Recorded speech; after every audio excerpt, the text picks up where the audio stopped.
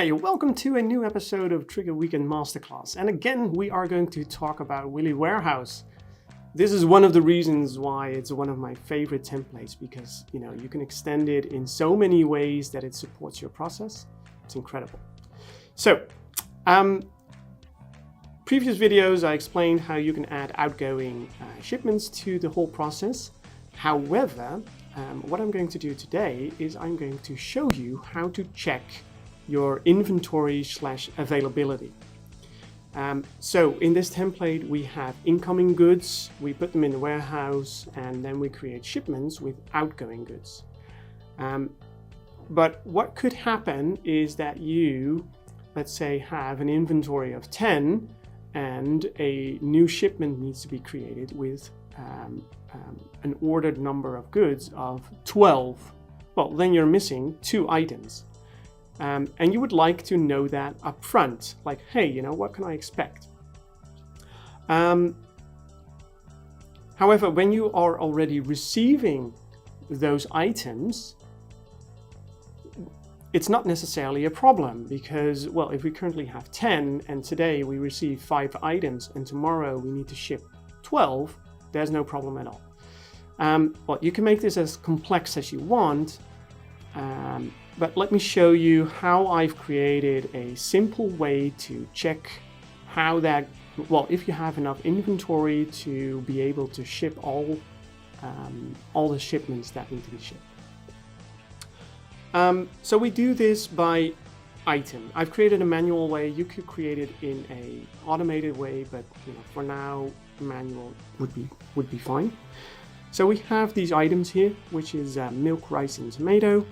And I would like to know if we are going to have a problem with the milk inventory.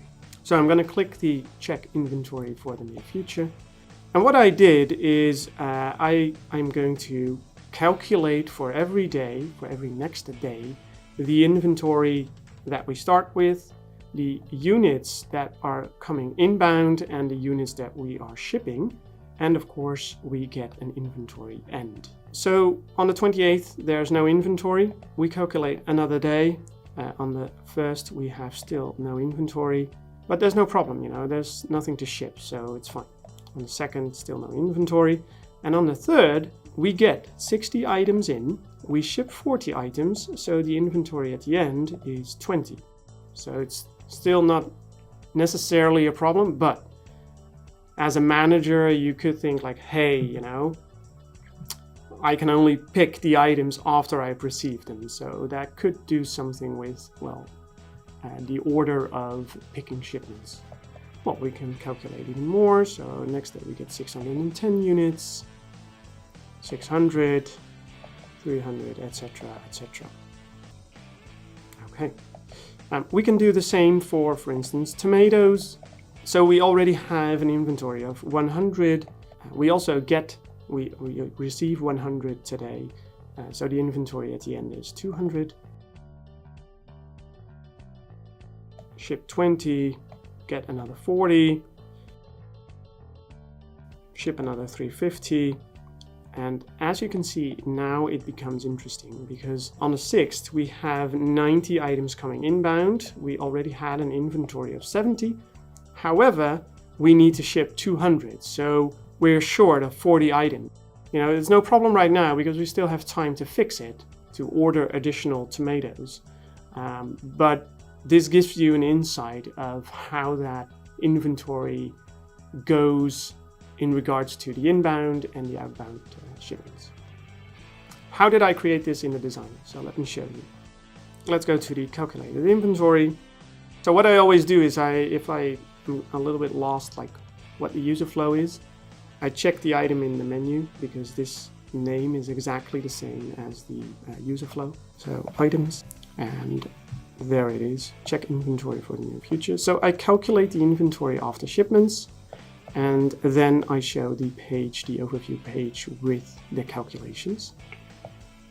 How does this look in the flow part? Let's check it out.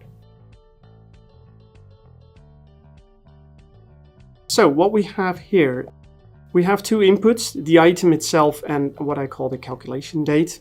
And what I do is I check the largest date of the calculated inventory. So if there's already a line,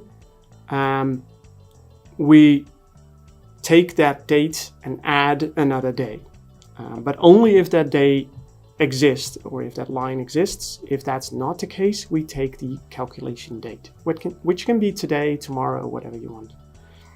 So I just take the item and I take a single one. I order it by date and I take the largest one.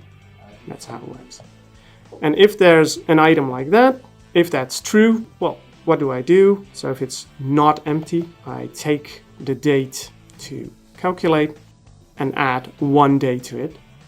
And there's something else you need to keep in mind, because on that day, the inventory start is the same as the inventory end. So that's what you can see here. So I took the largest date of the calculate inventory and I took the inventory end.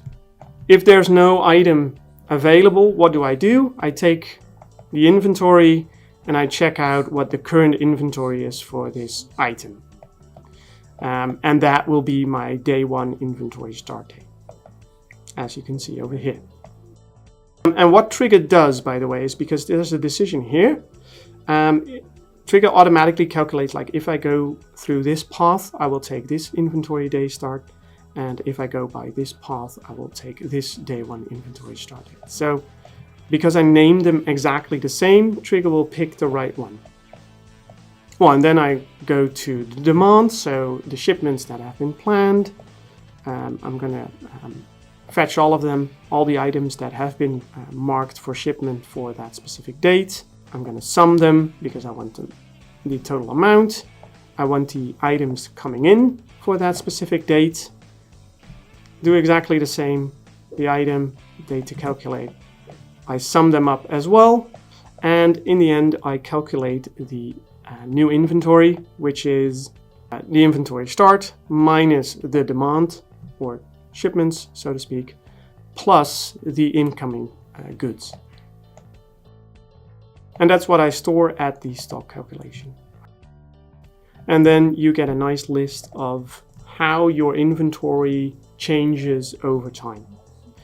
What you also noticed at the user flow is that I've created a flow part which is called delete all calculated inventories.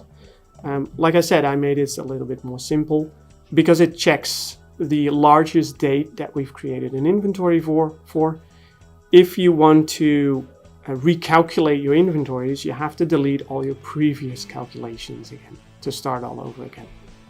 There are different ways to manage this, of course, but for this, in this case, I've created it like this. It's a little bit fairly simple way to do it, but effective as well. The end of this Triggre Weekend Masterclass. Like this video, subscribe to our channel, and I'll see you next week.